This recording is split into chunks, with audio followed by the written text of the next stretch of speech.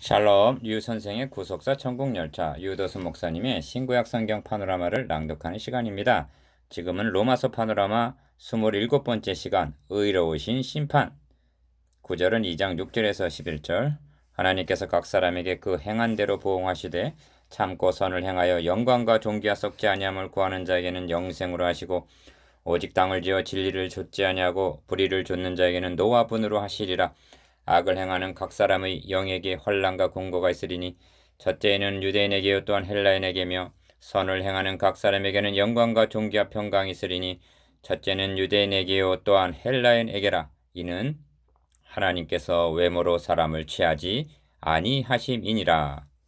사도는 본문에서 장차 나타나게 될 하나님의 의로우신 판단, 즉 최후 심판에 대해서 말씀하고 있습니다. 심판의 특성을 크게 세 가지 면에서 말씀하고 있는데 심판의 원리와 심판의 보편성과 심판의 공정성입니다. 1. 먼저 심판의 원리에 대해서 말씀드리겠습니다. 하나님께서 각 사람에게 그 행한 대로 보응하신다. 6절. 이것이 심판의 원리입니다. 기억. 이는 성경에 일관된 원리입니다.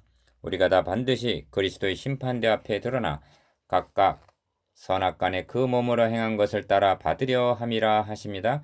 고린도후서 5장 10절.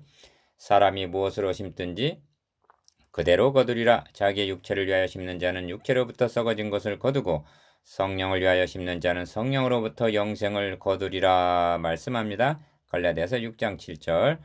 요한계시록에는 보라 내가 속히 오리니 내가 줄 상이 내게 있어 각 사람에게 그의 일한 대로 갚아주리라 하십니다. 계시록 22장 12절. 니은 이는 자연계시를 통해서도 분명히 나타나는 심판의 원리이기도 합니다. 콩을 심으면 콩이 나고 팥을 심으면 팥이 납니다. 많이 심으면 많이 나고 적게 심으면 적게 납니다. 어떤 사람은 심판이 있다는 점에 대해서 거부감을 느낍니다. 그렇지가 않습니다. 심판은 하나님의 의로우심과 진실하심의 발로입니다. 디귿 생각해 보십시오. 오늘날과 같이 부정과 불의가 득세하는 세상에 하나님마저 의와 불의, 참과 거짓, 선과 악을 가려주시지 않는다면 그것이 도리 얼마나 불합리한 일이겠습니까? 하나님께서 각 사람에게 그 행한 대로 보응하여 주실 때 사람의 말이 진실로 의인에게 가품이 있고 진실로 땅에서는 판단하시는 하나님이 계시다 하게 되리라 하십니다. 시편 58편 11절. 이것이 심판의 원리입니다. 2. 다음은 심판의 보편성에 대해서 말씀드리겠습니다. 사도는 9절에서 악을 행하는 사람에게는 환난과 공고가 있으리니 첫째는 유대인에게 또한 헬라인에게며 합니다. 기억. 심판에는 유대인이냐 헬라인이냐의 구분이 없다는 것입니다.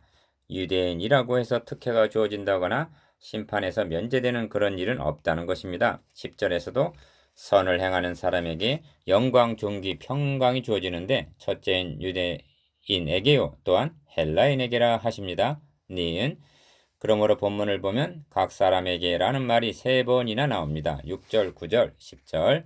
심판날에는 지구상에 거하는 모든 민족, 남녀노소를 막론하고 각 사람이 행한 대로 심판받게 된다는 것입니다. 고린도후서 5장 10절은 이 점을 더욱 분명하게 말씀해 주고 있는데 우리가 다 반드시 그리스도의 심판대 앞에 드러나 각각 선악간에 그 몸으로 행한 것을 따라 받으려 함이라 하고 다 반드시 각각이라고 말씀하고 있습니다. 이것이 심판의 보편성입니다. 3. 다음은 심판의 공정성입니다. 사도는 11절에서 이는 하나님께서 외모로 사람을 취하지 아니하심이니라 하고 말씀합니다.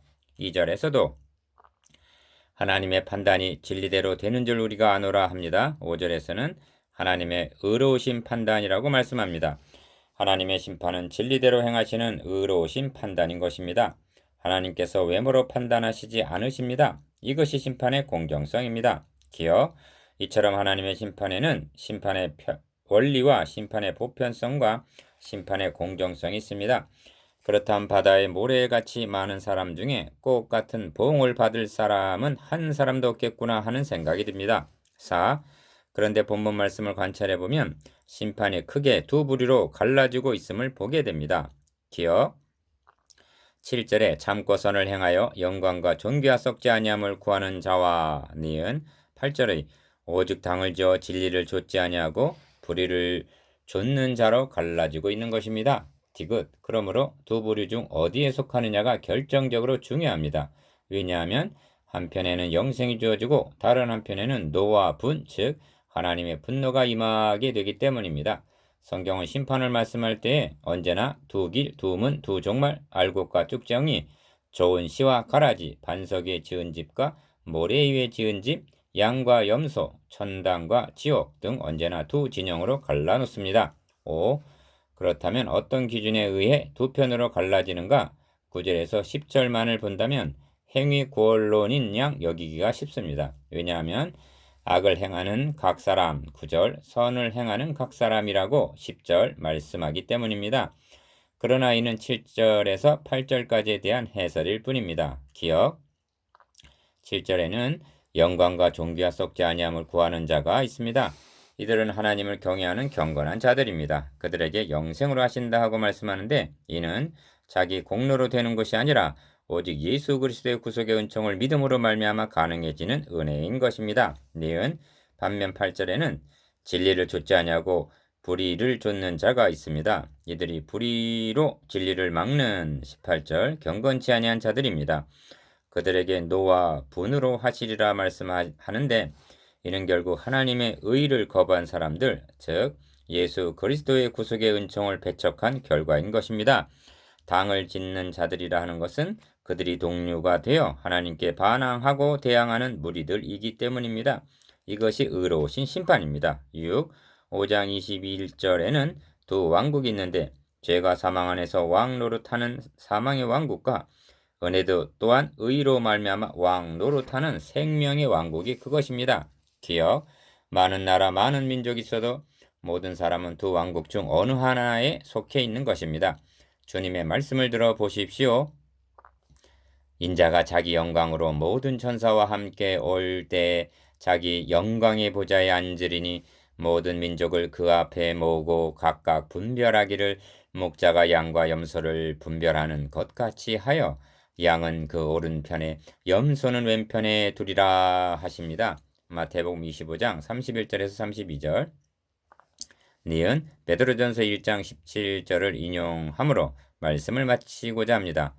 외모로 보시지 않고 각 사람의 행위대로 판단하시는 자를 너희가 아버지라 부른즉 너희의 나그네 있을 때를 두려움으로 지내라. 아멘. 묵상해 봅시다. 1. 심판의 원리는 무엇입니까? 2. 심판의 보편성에 대하여 설명해 보십시오. 3. 심판의 공정성을 말씀해 보십시오.